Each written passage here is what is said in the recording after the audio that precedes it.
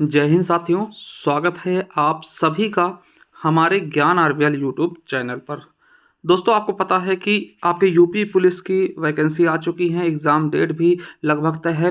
उसके बाद दोस्तों रेडियो ऑपरेटर के भी एग्ज़ाम होने वाले हैं। इसके बाद यूपीएसआई आएगा या फिर आपके पीएससी की आएंगी या फिर जेल वार्डन की आएगी। सभी के लिए दोस्तों ये जो टॉपिक मैं पढ़ाने जा रहा हूँ दोस्तों बहुत इंपॉर्टेंट, और आपको बता दें खास करके दोस्तों आपको यूट्यूब पर ये टॉपिक नहीं मिलते, ठीक है। और आपको बता दें बहुत ज़्यादा मेहनत करनी पड़ती है इनको सर्च करने में, एक एक चीज़ें निकालने में। तो भैया अगर आपको हमारी मेहनत पसंद है दोस्तों तो एक अच्छा सा कमेंट करिएगा और चैनल सब्सक्राइब कर लीजिएगा, क्योंकि और भी चीज़ें मैं लेकर के आने वाला हूं आप सभी के लिए। तो आज दोस्तों हमारा टॉपिक है आंतरिक सुरक्षा एवं आतंकवाद। क्या है दोस्तों? आंतरिक सुरक्षा एवं आतंकवाद, जो कि आपके सभी का एक टॉपिक है, चाहे यूपी पुलिस हो, रेडियो ऑपरेटर हो, यूपीएसआई हो और भी अन्य टॉपिक, ठीक है।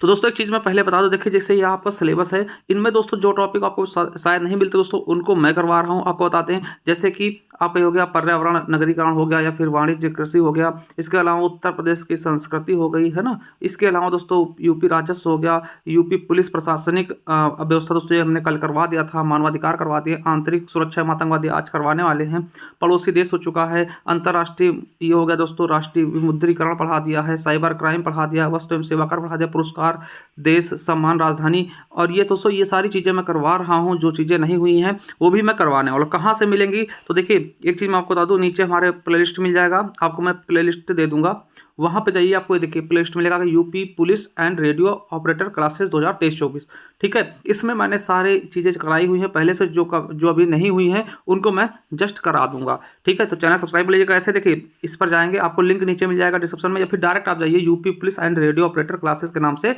सर्च कर लीजिए। देखिए यहाँ पे आपको मिल जाएगा विमुद्रीकरण देखिए पढ़ाया था, उसके अलावा साइबर क्राइम भी पढ़ाया है, ठीक है, वस्तु सेवा कर जीएसटी पढ़ाया, मानवाधिकार आयोग पढ़ाया है ना, भारत एवं पड़ोसी देश, पुस्तक लेखक, ठीक है, महत्वपूर्ण दिवस, यानी बहुत सी चीज़ें हमने करा दी। तो यहाँ पे जाकर के आप एक क्रम में लगी हुई चीज़ें पढ़ सकते हैं। उसके बाद दोस्तों एक मिनट और सुन लीजिए, अगर आप चाहते हैं दोस्तों बहुत ही बेहतरीन तरीके से हमने एक ई बुक तैयार की है आपके यूपी स्पेशल की, ठीक है। तो ये किसी भी एग्जाम के लिए दोस्तों मोस्ट इंपॉर्टेंट है। आपको बता दें एक एक चीज़ें इनमें हमने रखी हुई हैं साथियों, किसी भी एग्जाम के लिए तो ये बहुत महत्वपूर्ण होगी, ठीक है। मात्र दोस्तों आपको 50 रुपये में ये मिल जाएगी। कहाँ से मिलेगी दोस्तों? इस नंबर पे गूगल पे, फोन पे, पेटीएम करके इसी नंबर पे व्हाट्सअप करिएगा, मिल जाएगी। या फिर डायरेक्ट दोस्तों आप हमारे ज्ञान आरबीएल चैनल पर जाइए, ज्ञान आरबीएल ऐप इंस्टॉल करिए, ठीक है।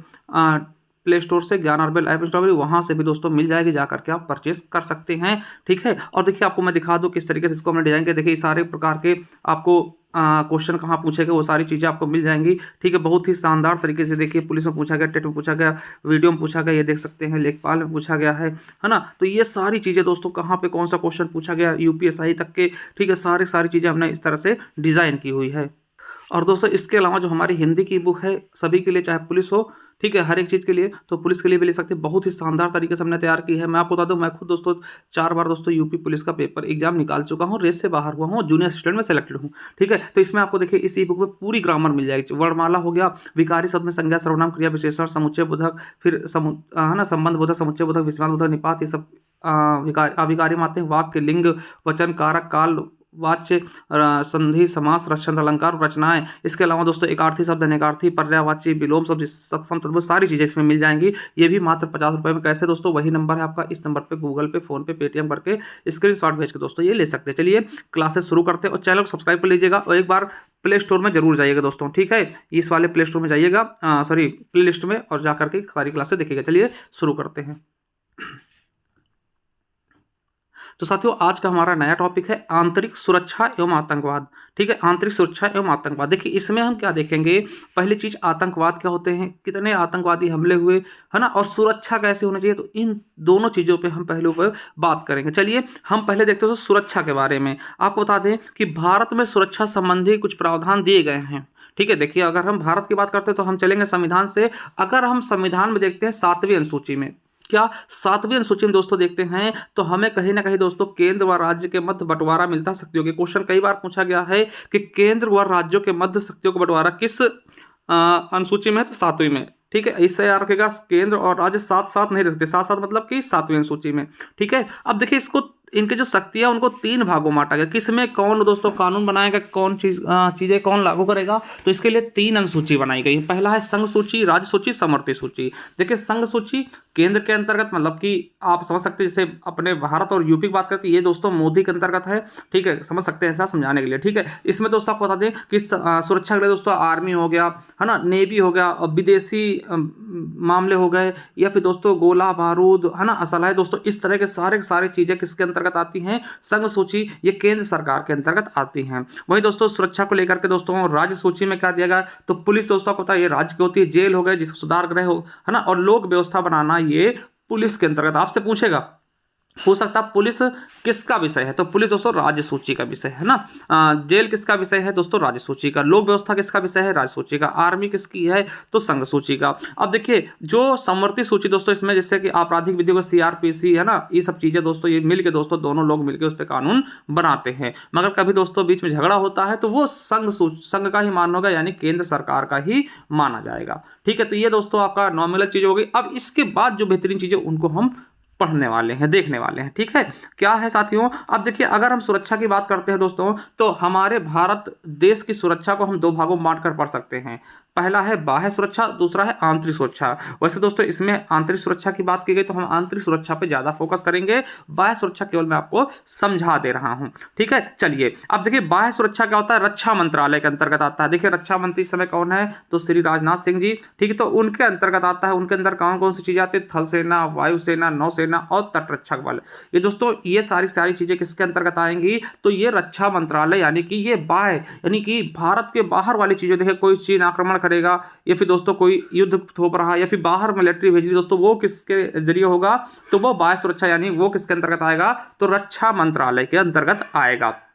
अब देखिए यहाँ पे दोस्तों आपसे बहुत बार अफसरों की पद श्रेणियां पूछा था, कौन श्रेणी किसके बराबर इक्वल है? जैसे थल सेना, वायुसेना और जल सेना। देखिए यहाँ जनरल है तो यहाँ एयर चीफ मार्शल बोलते हैं, इधर एडमिरल बोलते हैं। लेफ्टिनेंट जनरल है तो एयर मार्शल हो जाएगा दोस्तों, यहाँ वाइस एडमिरल हो जाएगा। ठीक है, वहीं दोस्तों मेजर जनरल के बराबर क्या होगा? एयर वाइस मार्शल, और इधर एयर एडमिरल हो जाएगा। ठीक है, वहीं ब्रिगेडियर जैसे दोस्तों थल सेना में है तो वहीं दोस्तों वायुसेना हो जाएगा, एयर कमोडोर हो जाएगा, और यहाँ पे कमोडोर हो जाएगा। यहाँ पे दोस्तों कर्नल है तो ग्रुप का कैप्टन हो जाएगा, यहाँ कैप्टन हो जाएगा। यहाँ दोस्तों लेफ्टिनेंट कर्नल, यहाँ विंग कमांडर हो जाएगा दोस्तों, यहाँ कमांडर हो जाएगा ना, विंग कमांडर अभिनंदन ना सुना होगा। ठीक है, यहाँ मेजर है तो यहाँ है ना क्या हो जाएगा दोस्तों? स्क्वाड्रन लीडर हो जाएगा दोस्तों, यहाँ लेफ्टिनेंट कमांडर हो जाएगा। ठीक है, ये पद हैं, इनके इक्वल है दोस्तों, एक क्रम में लिखने को मिल जाते हैं, या फिर सबसे बड़ा पद कौन है, सबसे नीचा पद, ऐसे भी मिलता है ना। तो कैप्टन क्या हो, यहाँ पे क्या हो जाएगा? फ्लाइट लेफ्टिनेंट, और इधर लेफ्टिनेंट हो जाएगा, और यहाँ पे दोस्तों लेफ्टिनेंट है तो यहाँ फ्लाइंग ऑफिसर, और यहाँ सब लेफ्टिनेंट बोलते हैं। ठीक है, चलिए अब दोस्तों बात कर लें कि कौन अभी वर्तमान में क्या? तो नौसेना के अध्यक्ष कौन है? तो एडमिरल आर हरि कुमार दोस्तों, ये 25वें नंबर के, यानी कि आपसे पूछेगा भारत की नौसेना अध्यक्ष कौन है? तो एडमिरल आर हरि कुमार हो जाएंगे। और दोस्तों वायुसेना अध्यक्ष कौन है? तो विवेक राम चौधरी दोस्तों 27वें होंगे। और थल सेना अध्यक्ष कौन है? मनोज पांडे जी हैं। और दोस्तों सीडीएस, वर्तमान में सीडीएस कौन है? अनिल चौहान। और दोस्तों प्रथम सीडीएस कौन थे? बिपिन रावत जी। दोस्तों आपको पता है कि उनकी दोस्तों क्रैश हो गया था उनका विमान दोस्तों, वहीं पे इनकी शहादत हो गई थी, यानी शहीद हो गए थे। ठीक है, तो ये चीज़ें आप समझ सकते हैं। यहाँ से वन लाइनर क्वेश्चन भी आपके एग्जाम में पूछा जाते हैं। वैसे दोस्तों ये करंट का टॉपिक है कि इस समय कौन क्या है। ठीक है, ये सारी चीज़ें समझ चुके होंगे। अब दोस्तों देखिए आपके भारतीय थल सेना सैनिक के प्रशिक्षण संस्थान भी होते हैं कहीं पर थोड़े बहुत, तो आपसे पूछेगा, ठीक है, क्या पूछेगा कि नेशनल डिफेंस एकेडमी कहाँ है? तो खड़गवासला दोस्तों महाराष्ट्र में। ठीक है, इंडियन मिलिट्री एकेडमी कहाँ है? देहरादून उत्तराखंड में। इन्फेंट्री स्कूल कहाँ है? मऊ दोस्तों मध्य प्रदेश में। आर्टिलरी स्कूल कहाँ है? देवलाली महाराष्ट्र में। नेशनल डिफेंस कॉलेज कहाँ है? तो नई दिल्ली में है। आर्म सेंटर कहाँ है? तो अहमदनगर महाराष्ट्र में। ठीक है, तो दोस्तों ये हमने बाह्य सुरक्षा के बारे में देख लिया, जो दोस्तों थोड़ा सा इंपॉर्टेंट था। वैसे ये टॉपिक में नहीं था, आंतरिक सुरक्षा था, मगर फिर भी आपको मोटा मोटा हिसाब जानना पड़ेगा। अब दोस्तों बात करते हैं आंतरिक सुरक्षा। तो देखिए आंतरिक सुरक्षा किसके अंतर्गत होता है? गृह मंत्रालय। देखिए अभी आपने सुना होगा कि हमारे संसद में दोस्तों स्मोक बम फोड़ा गया था ना, स्मोक, है ना, दोस्तों वहाँ पे कूद गए थे और वहाँ पे स्मोक बम छोड़ा गया। तो देखिए उसके बाद जो चर्चा में आई, उसके बाद देखिए किसको घेरा गया? अमित शाह को। क्यों घेरा गया? आपको सोचना चाहिए दोस्तों राजनाथ सिंह को घेरना चाहिए, क्योंकि सुरक्षा रक्षा मंत्री तो है नहीं दोस्तों, गृह मंत्रालय घेरा जाए, क्योंकि दोस्तों ये सारी सुरक्षा अंदर वाली, मतलब देश के अंदर वाली सुरक्षा दोस्तों किसके अधीन होती है? गृह मंत्री के। तो दोस्तों इसीलिए अमित शाह से जवाब मांगा जा रहा था ना, तो समझ गए होंगे बहुत ही शानदार तरीके से। दोस्तों अब देखिए आंतरिक सुरक्षा के दोस्तों किसके अधीन होती है? गृह मंत्रालय, यानी अभी कौन है गृह मंत्री? तो अमित शाह जी हैं। ठीक है, अब देखिए इनके अंतर्गत अर्धसैनिक बल होते हैं। अर्धसैनिक बल कौन कौन से होते हैं तो आपको पता होगा, एसएससी जीडी के जरिए आप लोग भर्ती में जाते होंगे ना। एसएससी जीडी आप डायरेक्ट भी होती है, मगर एसएससी जीडी ज़्यादा बेटर होता है इसके लिए, ठीक है। तो देखिए इसमें जैसे कि अर्धसैनिक बल में कौन, जैसे असम राइफल हो गया, बीएसएफ हो गया, सीआईएसएफ हो गया, आईटीबीपी हो गया, है ना, एसएसबी हो गया, एनएसजी हो गया और सीआरपीएफ हो गया। दोस्तों ये सभी क्या हैं, तो ये अर्धसैनिक बल होते हैं, ठीक। ये किसके अंतर्गत आएंगे, तो गृह मंत्रालय के अंतर्गत आते हैं। किसके अंतर्गत, गृह मंत्रालय के, ठीक है। देखिए आपको पता है कि मैं भी दोस्तों एसएससी जीडी क्लियर करके एग्जाम गया था रेस देने, ठीक है। तो हम दोस्तों आपको पता है कि रेस से मैं बाहर हो गया था, ठीक है। तो ये सारी चीजें एसएससी जीडी जरिए जो भी जाते बच्चे वो अर्धसैनिक बल में होते हैं। और आपको बता दें ये किसके अधीन काम करेंगे, तो गृह मंत्रालय के, ठीक है। और दोस्तों इनके अंतर्गत दोस्तों केंद्रीय पुलिस बल भी आते हैं, जैसे कि आपकी आईबी हो गई, सीआईडी हो गई, है ना, सीबीआई हो गए, ये चीजें, तो इन पे भी बात करेंगे अभी, है ना। चलिए तो अभी हम इनके बारे में देखते हैं, इन सब के बारे में यहां से भी क्वेश्चन आपके एग्जाम में आते हैं। चलिए पहला बीएसएफ। बीएसएफ का पूरा नाम क्या था, सीमा सुरक्षा बल, है ना, बॉर्डर सिक्योरिटी फोर्स, है ना। इनका गठन कब हुआ, 1 दिसंबर 1965 को। मुख्यालय कहाँ है, नई दिल्ली। आपसे पूछेगा बीएसएफ का फुल फॉर्म पूछ सकता है, ठीक है। इनकी स्थापना कहाँ हुई, तो कब हुई, तो 1 दिसंबर 1965 को। कहाँ पर दोस्तों, तो आप बताइएगा, क्या बोलिएगा, नई दिल्ली में, ठीक है। चलिए, और इनके महानिदेशक कौन है, तो श्री नीतीश अग्रवाल जी हैं। और दोस्तों बीएसएफ कहाँ खड़ी होती है, तो दोस्तों बीएसएफ किसकी रक्षा करती है, तो भारत की दोस्तों जो सबसे खतरनाक पड़ोसी है, यानी सबसे चोर पड़ोसी कौन सा, पाकिस्तान, ठीक है, पाकिस्तान। और दोस्तों इसके साथ साथ बांग्लादेश, है ना, जो नागिन डांस वाला बांग्लादेश। तो दोस्तों भारत और बांग्लादेश की सीमाओं की रक्षा कौन करते हैं, तो हमारे बीएसएफ भाई करते हैं। कौन करते हैं, बीएसएफ भाई, ठीक है। आपको बता दें कि देखिए एक हिसाब से हम कह सकते हैं, जो दोस्तों रेड क्लिफ रेखा है, क्या है, रेड क्लिप रेखा है, जो कि आपको पता है भारत, पाकिस्तान और बांग्लादेश के बीच। क्योंकि देखिए पहले पाकिस्तान दोनों तरफ था, पूर्वी तरफ था और पश्चिमी तरफ भी था। तो दोस्तों आपको बता दें कि जो पूर्वी पाकिस्तान था वो दोस्तों बांग्लादेश बन गया, यानी रेड क्लिप अभी भी बांग्लादेश के बीच है और पाकिस्तान के बीच है। तो इन्हीं सीमाओं पर दोस्तों आपकी बीएसएफ तैयार रहती है, ठीक है, बीएसएफ। तो ये क्वेश्चन भी आपसे पूछ सकता है कि भारत और बांग्लादेश के बीच की सुरक्षा कौन करता है, बीएसएफ करती है। भारत पाकिस्तान के बीच की सुरक्षा कौन करेगा, तो बीएसएफ करेगी, ठीक है। चलिए दूसरा है दोस्तों केंद्रीय रिजर्व पुलिस फोर्स, जिसका फुल फॉर्म आपको पता होगा, केंद्रीय रिजर्व पुलिस फोर्स दोस्तों सीआरपीएफ कहते हैं शॉर्ट में। इसका भी मुख्यालय कहाँ है, दिल्ली में। कहाँ है, नई दिल्ली में। आपको बता दें दोस्तों ये आपके आजादी के पहले भी था, ठीक है। देखिए यह पहले किस नाम से था, क्राउन पुलिस प्रतिनिधि, ठीक है, यानी कि CPP, है ना। तो दोस्तों पहले आपका क्राउन पुलिस प्रतिनिधि के रूप में दोस्तों 27 जुलाई 1939 को इसकी स्थापना की गई थी। स्वतंत्रता के बाद दोस्तों इसका नाम चेंज करके सीआरपीएफ कर दिया गया, कब, 1949 में। यानी 1949 में इसका नाम सीआरपीएफ किया गया। मगर दोस्तों ये बहुत पुरानी फोर्स है, 27 जुलाई 1939 को इसका गठन हुआ था, ठीक है। ये दोस्तों राज्यों में पुलिस सहायता के लिए होती है दोस्तों, जब पुलिस बल फेल हो जाता है ना। तो चलिएगा इसके बारे में देख चुके हैं। चलिए एक अगला है केंद्रीय औद्योगिक सुरक्षा बल, सीआईएसएफ। अब देखिए ये दोस्तों एक बार हमारे एसएससी जीडी के एग्जाम में पूछा गया था कि विश्व की सबसे बड़ी औद्योगिक सुरक्षा फोर्स कौन सी है, तो सीआईएसएफ ही है, ठीक है, सीआईएसएफ। और दोस्तों आपसे पूछ ले विश्व की सबसे बड़ी बॉर्डर सुरक्षा फोर्स कौन सी, तो बीएसएफ है, ठीक है, क्योंकि इससे बड़ी किसी भी विश्व में कहीं भी नहीं है बॉर्डर सुरक्षा फोर्स, ठीक है। तो याद रखेंगे सीआईएसएफ। दोस्तों सीआईएसएफ की स्थापना 10 मार्च 1969 को हुई थी। इसका भी मुख्यालय नई दिल्ली में है। कार्य क्या है, सरकारी कारखानों या अन्य सरकारी उपक्रमों की सुरक्षा प्रदान करना। दोस्तों ये इंडस्ट्रियल एरिया में ज्यादा मिलेगी आपको। चाहे दोस्तों अब देखिए आप कभी मेट्रो में घुसे होंगे, मेट्रो में दोस्तों होते हैं, मेट्रो में यही लोग होते हैं, या फिर कोई दोस्तों बहुत बड़ी फैक्ट्री हो गई, कंपनी हो गई, ठीक है, तो वहां भी दोस्तों इन्हीं का पहरा होता है, सीआईएसएफ के जवानों का, ठीक है। तो यानी कि औद्योगिक क्षेत्रों में, औद्योगिक चीजों में, कारखानों में दोस्तों किसकी ड्यूटी लगती है, सीआईएसएफ की, ठीक है। और ये ड्यूटी दोस्तों आपको पता है ये पोस्ट में सबसे अच्छी भी मानी जाती है, क्योंकि दोस्तों यहाँ देखिए ज्यादातर दोस्तों जो भी कारखाने होते हैं, कल कारखाने, वहां पे एसी वगैरह लगे होते हैं। जैसे आप मेट्रो में जाएंगे पूर्णतः एसी होगी, वहां दोस्तों इनको सुरक्षा मिल जाती है, ठीक है। तो दोस्तों सीआईएसएफ, ठीक है, यानी कि केंद्रीय औद्योगिक सुरक्षा बल, ये सबसे बड़ी दोस्तों औद्योगिक सुरक्षा बल है, ठीक है। तो याद रखेंगे। चलिए आगे देखते दोस्तों भारतीय तिब्बत सीमा पुलिस बल। तिब्बत मतलब दोस्तों आपको पता है कि तिब्बत दोस्तों पहले एक अलग देश था, उसको चीन ने हड़प लिया।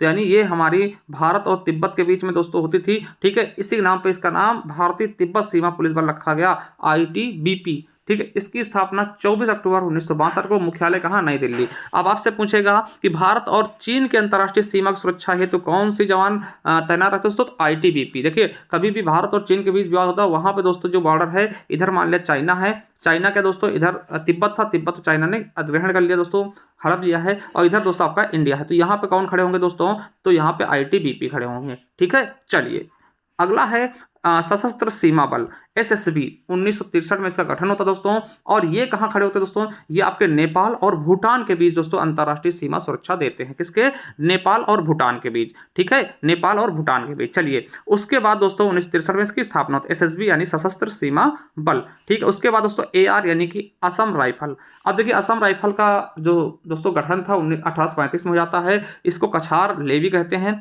ठीक है, पहले इसका कछार लेवी के नाम से इसका गठन हुआ था। ठीक, आपसे पूछ सकते हैं किसका पूर्व नाम कछार लेवी था, तो असम राइफल का। 1917 में दोस्तों इसका नाम असम राइफल पड़ा दोस्तों, और ये म्यांमार, भारत और म्यांमार के अंतर्राष्ट्रीय सीमा पे खड़ी होती है। ठीक, इसका मुख्यालय दोस्तों शिलांग में। देखिए असम, केवल असम कहाँ है, पूर्वांचल, पूर्व में है दोस्तों, तो याद रखें केवल असम राइफल का ही कहाँ है, शिलांग में है। ठीक है, इसके बाद दोस्तों राष्ट्रीय सुरक्षा गार्ड यानी एनएसजी कमांडो नाम सुना होगा, है ना। इसका भी गठन 1984 में होता है, नई दिल्ली में। आपको पता है जब दोस्तों ऑपरेशन ब्लू स्टार चलाया था, किसके, भिंडरेवाले के केस में ना, जब दोस्तों लोटस टेम्पल को घेर लेते हैं, है ना, तो उस समय दोस्तों ये इंदिरा गांधी समय चलाया था। उसके बाद दोस्तों लगता है हाँ एनएसजी कमांडो हमारे होने चाहिए, इसका गठन उसी के बाद किया जाता है। ठीक है, अब देखिए कुछ चीजें मैं आपको बता दूं। देखिए जो पड़ोसी देश हैं, है ना, उनके किसके किसके बीच कौन खड़ा होता है, तो पहला दोस्तों पाकिस्तान के समझ कौन अपनी रक्षा करता है दोस्तों, तो बीएसएफ भाई, बीएसएफ। ठीक है, अब वही दोस्तों पाकिस्तान हो गया। अब उसके बाद दोस्तों बांग्लादेश के बीच कौन है, तो वो भी दोस्तों बीएसएफ ही है ना। अब दोस्तों बात आती है आपके किसकी, अब बात करें चाइना की, चीन की बात करेंगे, तो दोस्तों आईटीबीपी है ना, आईटीबीपी। ठीक है, इंडियन तिब्बत पुलिस, है ना। उसके बाद मेरे दोस्तों बात करते हैं दोस्तों नेपाल की, नेपाल व भूटान की। नेपाल की बात करें तो दोस्तों एसएसबी। भूटान की बात करें तो कौन रक्षा करेगा, एसएसबी। ठीक है, और वहीं दोस्तों बचा म्यांमार, तो म्यांमार की सुरक्षा कौन करेगा, तो असम राइफल करेंगे। देखिए सारे देश हो चुके हैं जो आपसे अंतर्राष्ट्रीय सीमा बनाते हैं, सबका हमने बता दिया, जो बॉर्डर लाइन से सीमा बनाते हैं दोस्तों सबके बारे में बता दिए, कहाँ पे कौन लगेगा। देखिए आपको पता है पाकिस्तान से बीएसएफ, बांग्लादेश से बीएसएफ, चाइना से दोस्तों आईटीबीपी, नेपाल से दोस्तों एसएसबी, और दोस्तों आपके भूटान से एसएसबी, और दोस्तों म्यांमार से दोस्तों एआर यानी असम राइफल। ठीक है, तो ये सारी चीजें आपके दिमाग में बैठ गई होंगी, और किसका कब दोस्तों गठन हुआ, किस तरीके से हुआ, वो सारी चीजें हमने यहाँ पे एक्सप्लेन भी कर दिया है। ठीक है, और दोस्तों आपको बता दें ये जो एनएसजी है, ये दोस्तों एक संघीय आतंकवाद रोधी, यानी कि ये आतंकवाद को रोकने के लिए दोस्तों इसका गठन किया गया था। इसके क्षेत्रीय बेस दोस्तों कोलकाता, चेन्नई, हैदराबाद, मुंबई और गांधीनगर में मिल जाएंगे। ठीक है, चलिए अब दोस्तों कुछ चीजें जो हमने बताया था कि ये कुछ संस्था दोस्तों इनके बारे में भी याद रखेगा, ये भी अपना काम बखूबी निभाते हैं। ठीक है, जैसे है कि ये दोस्तों रासायनिक बल नहीं है। ठीक है, ये अलग से हम इनको बता रहे हैं, सीबीआई जैसे, सीबीआई यानी केंद्रीय अन्वेषण ब्यूरो। देखिए आप सीबीआई समझ जाएंगे, मगर ये हिंदी में इसका नाम नहीं समझ पाएंगे, केंद्रीय अन्वेषण ब्यूरो। ठीक है, ये क्या होता है दोस्तों, तो सीबीआई का फुल फॉर्म क्या होता है, सेंट्रल ब्यूरो ऑफ इन्वेस्टिगेशन। इसका गठन 1963 में किया गया। किसका, सीबीआई गठन कब हुआ, 1963 में, और इसका आदर्श वाक्य होता है उद्योग निष्पक्षता और अखंडता। इसके प्रमुख कौन है वर्तमान दोस्तों, प्रवीण सूद जी, है ना। जब मैं वीडियो शूट कर रहा हूँ तब प्रवीण सूद जी इसके क्या है दोस्तों, क्या है, प्रमुख है। ठीक है, इसका गठन आपको बता दें 1963 में पहले गृह मंत्रालय द्वारा किया गया था। ठीक है, बाद में दोस्तों इसे कार्मिक मंत्रालय में स्थानांतरित कर दिया गया, यानी पहले गृह मंत्रालय द्वारा इसका स्थापना किया गया था। ठीक, 1963 में इसका गठन गृह मंत्रालय द्वारा किया गया था। अब दोस्तों इसे कार्मिक मंत्रालय में स्थानांतरित कर दिया गया, यानी कि, और आपको बता दें कि ये भारत की प्रमुख क्या है, जांच एजेंसी है। ठीक है, ये भारत की प्रमुख जांच एजेंसी है। ठीक है, अब देखिए यह निकाय कार्मिक विभाग, कार्मिक पेंशन और लोक शिकायत मंत्रालय के एक संलग्न कार्यालय के रूप में दोस्तों कार्य करता है, जो कि प्रधानमंत्री कार्यालय के अंतर्गत आता है। यानी इस पे अब सीधा अधिकार किसका, प्रधानमंत्री जी का है। पहले दोस्तों इसका गठन गृह मंत्रालय द्वारा किया गया था। ठीक है, चलिए दूसरी दोस्तों अब बात करते हैं आसूचना ब्यूरो, यानी कि आईबी। ठीक है, आईबी, आसूचना ब्यूरो को क्या बोलते हैं, आईबी बोलते हैं। अब देखिए आईबी के दोस्तों प्रमुख कौन है, तपन कुमार डेका। ठीक है, इनके देखो ये करंट के भी क्वेश्चन है कि वर्तमान में प्रमुख कौन है, तपन कुमार डेका। ठीक है, अब देखिए एक चीज समझिएगा, जो आईबी है ना, वो भारत के अंदर की खुफिया जानकारी इकट्ठा करते हैं। ठीक है, ये लोग क्या करते हैं, भारत के अंदर ही रहते हैं दोस्तों और खुफिया जानकारी इकट्ठा करते हैं और सरकार को प्रोवाइड करवाते हैं। ठीक है, तो आईबी के बारे में जान गए होंगे। ठीक है, और दोस्तों दूसरी है रॉ। देखिए रॉ और आईबी में क्या फर्क होता है। देखिए रॉ क्या होता है, ये भारत के बाहर की खुफिया एजेंसी। जैसे आपने दोस्तों ब्लैक टाइगर का नाम सुना होगा, रविंद्र कौशिक जी का। ठीक है, उन पे मूवी बनी है दोस्तों। वो क्या थे, रॉ के एजेंट थे। रॉ का मतलब क्या होगा दोस्तों, बाहर, जो भारत के बाहर रह के भारत की सुरक्षा के लिए दोस्तों सारी खुफिया जानकारी दे, पाकिस्तान में रहे है ना, और अफगानिस्तान में जाके वहां पे रह रहे हैं उनकी तरह, और दोस्तों हमें जानकारी दे रहे हैं कि हाँ हमारे ऊपर कब अटैक होना, सारी चीजें ना। तो वो रॉ के एजेंट होते हैं जो भारत के बाहर रहते हैं। और दोस्तों आईबी का होते हैं भारत के अंदर ही दोस्तों सारी जानकारी इकट्ठा करते हैं खुफिया। ठीक है, तो ये अंतर होता है रॉ और आईबी में। तो रॉ का फुल फॉर्म दोस्तों क्या होता है, रिसर्च एंड एनालिसिस विंग। ठीक है, इसका गठन 21 सितंबर 1968 को रामेश्वर नाथ के मार्गदर्शन में किया गया था। इसके प्रमुख वर्तमान में कौन है, तो रवि सिन्हा जी हैं। आपको बता दें यह भारत के बाहर की जानकारी देता है। ठीक है, आईबी क्या करता है दोस्तों, आईबी भारत के अंदर की जानकारी लेता है खुफिया, और भारत के बाहर के लिए दोस्तों रॉ लगाया गया। ठीक है, तो ये चीजें आप समझ जाइए, इतना सा थोड़ा सा अंतर है इन दोनों में। चौथा दोस्तों राष्ट्रीय अन्वेषण अभिकरण यानी एनआईए, कहते हैं ना एनआईए जांच पे लगी है ना, एनआईए को जांच मिल गई है ना। तो दोस्तों इसकी जो गठन है 2008 में 2009 में हुआ था और इसका मुख्यालय नई दिल्ली में, और प्रमुख इसके वर्तमान में कौन है, दिनकर गुप्ता जी हैं। ये आतंकवादी घटनाओं की दोस्तों जांच करता है ना, कहीं एनआईए उरी अटैक हुआ था वहां एनआईए पहुंच गई है। ठीक है, तो वो चीजें एनआईए क्या करती है दोस्तों, जो आतंकवादी गतिविधियां होती हैं उनकी जांच करते हैं, उनको दोस्तों सतर्क रहने के लिए काम करती है। ठीक है, तो ये सारी चीजें आप समझ गए होंगे दोस्तों। ये चार हमने दिखा दिए हैं, बता दिया आपको। पहला दोस्तों सीबीआई, ठीक है, सीबीआई, आईबी हो गया, उसके बाद दोस्तों रॉ हो गया, रॉ के बाद दोस्तों एनआईए। जो मुख्य थे दोस्तों ये भी हमने करा दिए हैं। चलिए अब आतंकवाद देखते हैं। आतंकवाद एक्चुअल में होता क्या है। देखिए आतंकवाद एक्चुअल में होता क्या है, तो एक प्रकार की हिंसात्मक गतिविधि होती है। ठीक है भाई, हिंसा फैलाया जाए आतंकवाद है। अगर कोई व्यक्ति या कोई संगठन अपने राजनीतिक विचारात्मक लक्ष्यों को प्रतिपूर्ति के लिए देश या देश के नागरिकों की सुरक्षा को निशाना बनाता है, उसे ही आतंकवाद कहते हैं। देखिए एक चीज समझिएगा, अपने आर्थिक पैसों के लिए किसी को, है ना, या फिर अपने राजनीति सिद्ध के लिए, ठीक है, या फिर दोस्तों अपने विचारों कि हमें इस्लाम लागू करना है, या फिर ये धर्म करना है, या फिर दोस्तों हमें खालिस्तान बनाना, ये एक हो गया आपके विचारात्मक, है ना, कि हमें इसके लिए काम करना। और दोस्तों उसके लिए अगर आप किसी सुरक्षा को निशाना बनाते हैं दोस्तों, वो आतंकवाद होता है। ठीक है, अब देखिए आतंकवाद शब्द दोस्तों की उत्पत्ति आतंक शब्द से हुई है। ठीक है, आतंकवाद शब्द की उत्पत्ति आतंक शब्द से हुई है। आतंकवाद ऐसे कार्यों को कहते हैं जिसे किसी प्रकार का आतंक फैलाने के लिए किया था दोस्तों, और इन कार्यों को करने वाले को आतंकवादी बोलते हैं, है ना। जो आतंक का काम करेगा, फैलाने काम करेगा, उसे ही आतंकवादी कहते हैं। हालांकि दोस्तों ये आपसे नहीं पूछा जाएगा कि आतंकवादी की परिभाषा बताइए, आतंकवादी क्या होते हैं, ऐसा कुछ नहीं पूछा जाएगा। जो इंपॉर्टेंट था वो हम बता रहे हैं केवल। ठीक है, अब देखिए ये बहुत पूछते जाते हैं आपसे, आतंकवादी संगठन पूछ जाते हैं, कौन सा संगठन कहाँ है। पहला ISIS, है ना, आपको पता होगा बहुत फेमस था दोस्तों। ये इराक व सीरिया में दोस्तों अपना प्रभुत्व जमाया हुआ था। ठीक है, इसके संस्थापक अबू बकर अल बगदादी थे। ठीक है, तो ISI, है ना, ISIS कहाँ की है दोस्तों, ईरान व सीरिया। देखिए यूपी पुलिस में 2014 में पूछा गया। ठीक है, दूसरा दोस्तों बोको हराम, बहुत पूछा था। बोको हराम दोस्तों कहाँ की संगठन है, नाइजीरिया में। नाइजीरिया के एक क्या है आपके आतंकवादी संगठन, ये भी पूछा गया। ठीक, अलकायदा आपको पता है कि ये दोस्तों ओसामा बिन लादेन इसके संस्थापक थे। 1988 में इसकी स्थापना की गई थी, और इसका प्रमुख हमला दोस्तों 2001 में न्यूयॉर्क के ट्विन टावर में हमला दोस्तों। आपको पता है ओसामा बिन लादेन को अमेरिका ने दोस्तों पाकिस्तान में ढूंढ के मारा था। ठीक है, तो वही दोस्तों ओसामा बिन लादेन की ही दोस्तों एक पार्टी थी अलकायदा दोस्तों। इसमें पढ़े हुए लोग थे दोस्तों, इंजीनियर हो गए, डॉक्टर हो गए, ऐसे लोग ज़्यादा पढ़े लिखे आतंकवादी संगठन था। ठीक, उसके अलावा दोस्तों हमास दोस्तों, ये फिलिस्तीन, और आपको पता है ये अभी चर्चित भी है, इजराइल, है ना, इजराइल से युद्ध लड़ रहा है। ठीक है, तो दोस्तों कुछ लोग इसको आतंकवादी संगठन मानते हैं, कुछ लोग नहीं मानते हैं। तो ये फिलिस्तीन का है। ठीक है, याद रखिएगा क्योंकि चर्चित है, इसलिए हमने यहाँ पे डाल दिया। पांचवा दोस्तों हूती विद्रोही। दोस्तों हूती विद्रोही यमन में है। ये आपको पता है ये क्या करते हैं, देखिए इनके बगल से दोस्तों आपको पता है ये हॉर्न ऑफ अफ्रीका के आसपास पड़ते हैं, और दोस्तों क्या करते हैं, वहां से अगर कोई जहाज जाते दोस्तों, उसको क्या करते हैं ये लोग कब्जा कर लेते हैं। कब्जा मतलब कि हाईजैक तो नहीं करेंगे दोस्तों, उसको रोक लेते हैं, और फिर क्या करते हैं, फिरौती मांगते हैं, कितने पैसे दीजिए तभी आपकी जहाज हम छोड़ेंगे। अभी दोस्तों हाल ही में इन्होंने भारत की जहाज भी कैप्चर कर ली थी, है ना। तो इसलिए बहुत मतलब दोस्तों ये क्या है, चर्चित में है। तो हूती विद्रोही याद रखेंगे यमन के आसपास। ठीक है, अलकायदा इन अरेबियन पेनिनसुला दोस्तों ये भी यमन के हैं, और लिट्टे दोस्तों आपको पता है श्रीलंका की है। क्या है? श्रीलंका की। ठीक है, तो ये चीज़ें आप बहुत अच्छे से समझ पा रहे होंगे और बहुत अच्छे से आई होप हाँ समझ रहे होंगे। ठीक है, चलिए अब दोस्तों कुछ आतंकवादी संगठन दोस्तों भारत में देख लेते हैं कि भारत में देखिए, ये तो आपके विदेश के हो गए। ठीक है, जैसे आपको पूछेगा कि ऐसा ही कहाँ का है, तो ईरान, इराक है ना, इराक सीरिया में, बोको हराम नाइजीरिया बहुत बार पूछा गया, अलकायदा हो गया है ना, हमास हो गया, हूती विद्रोही, अलकायदा इन अरेबियन पेनिनसुला दोस्तों, और लिट्टे होगा। ठीक है, इनको समझ लिए।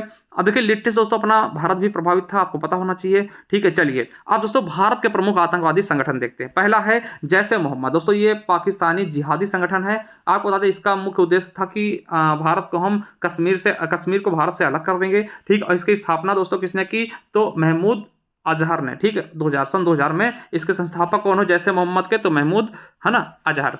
ठीक है, उसके अलावा दोस्तों इस्लामिक फ्रंट हो गया, इसके अलावा लश्कर ए तौबा दोस्तों, तैयबा। ठीक है, लश्कर ए तैयबा दोस्तों ये आपके मोस्ट इंपॉर्टेंट है दोस्तों, पाकिस्तान में रहता है दोस्तों ये, मगर सबसे ज़्यादा जो इसका काम है दोस्तों भारत में, इसने भारत में बहुत ज़्यादा आतंक बढ़ाया था। ठीक है, आपको बता दें कि इसकी मुंबई में इन्होंने 2006 में दोस्तों हमला किया था। संस्थापक दोस्तों इसके लश्कर ए तैयबा दोस्तों कौन माने? हाफिज सईद। ठीक है, इसके अलावा बब्बर खालसा इंटरनेशनल हो गया, आतंकवादी संगठन खालिस्तान कमांडो फोर्स हो गया, है ना। नक्सलवाद दोस्तों, नक्सलवाद के बारे में पढ़ते हैं, ये आपके लिए इंपॉर्टेंट भी है। आपको बता दें कि नक्सलवाद, ठीक है, नक्सलवाद क्या है? तो नक्सलवाद शब्द की उत्पत्ति दोस्तों पश्चिम बंगाल के नक्सलवाड़ी गांव में हुई थी ना, नक्सलवाड़ी गांव था एक, वहां दोस्तों ये शब्द निकला है। आपको बता दें कि भारतीय कम्युनिस्ट पार्टी के नेता चारू मजूमदार और कानू सान्याल ने 1967 में सत्ता के खिलाफ एक सशस्त्र आंदोलन शुरू कर दिया दोस्तों। ये दोनों ने क्या किया? सत्ता के खिलाफ दोस्तों, यानी सरकार के खिलाफ बगावत कर दी। ठीक है, और माजूमदार, अब देखिए यहाँ पे क्या होता है कि माजूमदार चीन के कम्युनिस्ट नेता, क्या नाम था? माओत्सो तुंग, इसके बड़े प्रशंसक हुए दोस्तों, इसलिए नक्सलवाद को हम माओवादी भी कहते हैं, क्योंकि माओत्सो ये बहुत ज्यादा इसके प्रशंसक थे। माओवादी नक्सलवादी दोस्तों लगभग एक ही चीज है। ठीक है, समझ गए होंगे। अब इससे प्रभावित आपसे राज्य पूछ लेगा कि नक्सली प्रभावित दोस्तों, पूर्णतः नक्सली प्रभावित राज्य कौन कौन से हैं, तो आप बताइएगा छत्तीसगढ़, झारखंड, उड़ीसा, बिहार, आंध्र प्रदेश, महाराष्ट्र और पश्चिम बंगाल। देखिए यूपी के भी दोस्तों लगभग 3 जिले हैं, छोटा मोटा, मगर ये ज्यादा नहीं है ना। तो सोनभद्र जैसे हो गया है ना, और चंदौली हो गया, मिर्जापुर, ये दोस्तों थोड़ा सा है, मगर दोस्तों इतना ज़्यादा नहीं है। ठीक है, तो दोस्तों ये मुख्यतः है। ठीक है, तो याद रख लीजिएगा, यहाँ से क्वेश्चन पूछा था निम्नलिखित में से कौन सा स्टेट दोस्तों नक्सल से प्रभावित है। ठीक है, चलिए अब देखिए ये क्वेश्चन आपके यूपी पुलिस में पूछा गया था। क्या पूछा गया था कि नक्सल विरोधी युद्ध बल प्रदान करने छत्तीसगढ़ सरकार ने किसका गठन किया था? ब्लैक पैंथर का गठन किया था। ये यूपी पुलिस में पूछा गया क्वेश्चन है। ठीक है, जैसे दोस्तों नक्सल विरोधी, नक्सल से मतलब कि नक्सल का मुकाबला करने के लिए एक ब्लैक पैंथर नामक संगठन का दोस्तों गठन किया गया था। कहां पर? छत्तीसगढ़ में। ठीक, वैसे किसके तर्ज पर? तो दोस्तों इसने देखा था आपके ग्रे हाउंड्स को। दोस्तों किसने देखा था? किसको देखा था? इन्होंने ग्रे हाउंड्स को देखा था, क्योंकि ये आपके आंध्र प्रदेश में एक संगठन था जो कि नक्सल के खिलाफ चल रहा था। ठीक है, चलिए ये चीज़ें हो गई आपके देश के अंदर कौन से आतंकी संगठन है। आप देखते हैं भारत में नक्सल की बड़ी घटनाएं। तो भारत में नक्सल की बड़ी घटनाएं कौन कौन सी हुई है, तो आप बता दें 2007 में छत्तीसगढ़ के बस्तर में दोस्तों 300 से ज़्यादा विद्रोहियों ने 55 पुलिसकर्मियों को दोस्तों मार दिया था। ठीक, उसके अलावा 2008 में उड़ीसा के नयागढ़ में, ठीक है, 14 पुलिसकर्मियों और एक नागरिक की हत्या हुई थी। दोस्तों ज़्यादातर आपके पुलिसकर्मी और जवानों को ही टारगेट करते हैं। ठीक है, उसके बाद 2009 में महाराष्ट्र के गढ़चिरौली में दोस्तों आपको पता है 15 सीआईएसएफ के जवानों को इन्होंने मार दिया था। उसके अलावा 2010 में नक्सलवादियों ने मुंबई कोलकाता, ठीक है, ट्रेन में 150 यात्रियों की हत्या कर दी थी। उसके अलावा 2010 में पश्चिम बंगाल के सिलदा कैंप में घुसकर नक्सलियों ने हमला किया था, जिसमें 24 अर्धसैनिक बल के जवान शहीद हुए थे। उसके अलावा 2011 में दोस्तों ये देखिए 2011 में छत्तीसगढ़ के दंतेवाड़ा में दोस्तों पता है नक्सलवादी हमले में 76 जवान शहीद हुए, जिसमें दोस्तों सीआरपीएफ के भी जवान मौजूद थे। ठीक है, चलिए उसके अलावा 2012 में झारखंड के गढ़वा में 13 पुलिसकर्मियों की हत्या हुई, और 2013 में छत्तीसगढ़ के सुकमा में दोस्तों 27 व्यक्तियों को, ठीक है, और उसके अलावा 2021 में बीजापुर में, ठीक है, 23 जवान शहीद हुए थे और 31 घायल हुए थे छत्तीसगढ़ के। ठीक है, तो ये आपके नक्सली हमले हो गए। अब कुछ हम आतंकवादी हमले देख लेते हैं इनके बारे में, क्योंकि यहाँ से भी आपके एग्जाम में क्वेश्चन पूछे जा सकते हैं। तो आतंकवादी हमलों की बात करते हैं तो 1993 में पहला होता है मुंबई में बम विस्फोट होते हैं दोस्तों। लगभग 12 आतंकवादी हमले होते हैं, और दोस्तों इसकी योजना दाऊद इब्राहिम ने बनाया था, डी कंपनी। ठीक है, और इसी से संबंधित दोस्तों किसको पकड़ा था? याकूब मेमन को, इसको फांसी भी दी जाती। ठीक है। उसके बाद 13 दिसंबर 2000 को आतंकवादियों ने भारतीय संसद पर हमला किया था, जिसके दोस्तों किसने इसको कहा था, तो लश्कर ए तौबा ने इसका दोस्तों अंजाम दिया था। ठीक है, इन्होंने कहा था कि हमने करवाया, और इसी के जो गुरु थे अफजल गुरु दोस्तों, यहाँ से फांसी दी गई थी। और आपको पता दोस्तों कि 13 दिसंबर को ही इसकी जब बरखी मनाई गई 13 दिसंबर को संसद में, अभी दोस्तों इसी साल 2023 में स्मोक बम भी छोड़ा गया था। ठीक है, चलिए अगला है कि 24 सितंबर 2002 को गुजरात में स्थित अक्षरधाम मंदिर को टारगेट किया गया था। ठीक है, इसके अलावा 29 अक्टूबर 2005 को इंडियन मुजाहिदीन द्वारा दिल्ली में दोस्तों बम विस्फोट कराया गया था। ठीक है, इंडियन मुजाहिदीन आतंकवादी संगठन द्वारा। अगला 2006 में मुंबई की लोकल ट्रेनों में लगातार 7 बम विस्फोट होते हैं।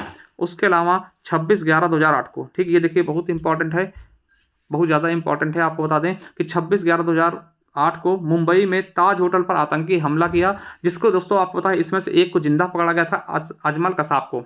ठीक है, अजमल कसाब को जिंदा पकड़ा गया था, इसको फिर दोस्तों लास्ट में फांसी दी जाती है। ठीक है, और दोस्तों आपको बता दें इस जो लश्कर ए तौबा ने इसकी दोस्तों जिम्मेवारी ली थी, और इसके सह संस्थापक दोस्तों हाफिज सईद इसकी जिम्मेवार था इसके हमले का। ठीक है, तो दोस्तों आपको बता दें कि इसी के द्वारा 26/11 पे आपको पता कई सारी मूवी बनी 26/11 के नाम से भी। ठीक है, नाना पाटेकर, ये चीज़ें आपने देखी होंगी। ठीक है, इसके अलावा आपको बता दें एक दोस्तों अमेरिका में हमला होता है 11 सितंबर 2011 को, अमेरिका में स्थित पेंटागन। दोस्तों आप पेंटागन बहुत फेमस बिल्डिंग है ना, पेंटागन विश्व व्यापार केंद्र पर हमला हुआ था। ठीक, उसके बाद आपको पता है कि 18 सितंबर 2016 को उरी हमला हुआ था। ठीक है, इस पे दोस्तों आपको पता उरी अटैक, इस पे दोस्तों मूवी बनी है ना विक्की कौशल जी की, तो उरी हमला हुआ था, ये डेट भी पूछी जा सकती है, याद रखेंगे। ठीक है, तो दोस्तों 29 सितंबर 2016 को ही दोस्तों भारतीय सेना क्या करती है, इनको बदला लेने के लिए दोस्तों LIC पर सर्जिकल स्ट्राइक करके आती है। आपको पता होगा, ये सारी मूवी में आप देख सकते हैं। ठीक है, उसके बाद दोस्तों 14 फरवरी 2019 को दोस्तों पुलवामा अटैक होता है, पुलवामा हमला होता है। ठीक है, इसमें क्या होता है, इसकी जिम्मेदारी जैसे मोहम्मद देता दोस्तों, इसमें क्या होता है 350 kg दोस्तों RDS लेकर के जो जवान की गाड़ी होती है उसमें घुसा दिया जाता है गाड़ी को, और दोस्तों विस्फोट होता है, तो ये चीज़ें हो जाती हैं। ठीक है, अब आपको बता दें कि इसके बाद दोस्तों हवाई हमले द्वारा दोस्तों पाकिस्तान पे बम गिराए गए थे ना, आपको पता होगा, वो चीज़ें आपको याद भी होंगी। ठीक है, चलिए इसके अलावा दोस्तों देखिए, अब देखिए एक आपको बता दें कि टाडा और पोटा कानून बनाया गया। यह कानून आतंकवादी गतिविधियों से संबंधित था। आपसे पूछेगा कि आतंकवादी से संबंधित कौन से एक्ट हैं, तो दोस्तों ये 2 एक्ट हैं। टाडा एक्ट, इसका नाम फुल फॉर्म का टेररिस्ट एंड है ना डिसरप्टिव है ना एक्टिविटीज एक्ट, इसके तहत दोस्तों संजय दत्त को इसके तहत ही गिरफ्तार किया गया था। आपको पता होगा संजय दत्त को गिरफ्तार किया गया था ना, संजू मूवी बनी इनके ऊपर, आप देख सकते हैं। इसके अलावा दोस्तों पोटा का फुल फॉर्म क्या होगा, प्रिवेंशन ऑफ टेररिज्म एक्ट 2002। ठीक है, तो ये दोस्तों 2 एक्ट भी हैं, है ना, याद रखेंगे, ये आतंकवादी संगठन संबंधित एक्ट है, आतंकवादी को सरेंडर करने के लिए। ठीक है, तो सारी चीज़ें आप समझ गए होंगे।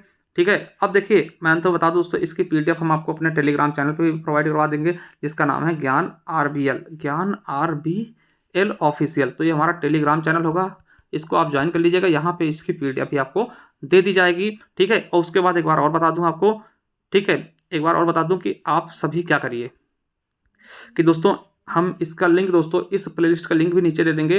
ठीक है, UP police radio operator classes 2023-24 के नाम से, इस पर जाकर के दोस्तों आप सारी क्लासेस देख लीजिएगा बहुत ही शानदार तरीके से। और ये हमारी ई-बुक है, अगर चाहते हैं परचेज करना दोस्तों इस नंबर पे आप गूगल पे, फ़ोन पे, पेटीएम करके, व्हाट्सअप करके ले सकते हैं। इसके अलावा हिंदी की भी, तो जैसे आपकी इच्छा कर सकते हैं। मिलते हैं किसी नेक्स्ट वीडियो, तब तक के लिए जय हिंद, जय भारत, वंदे मातरम। Thank you, love you all.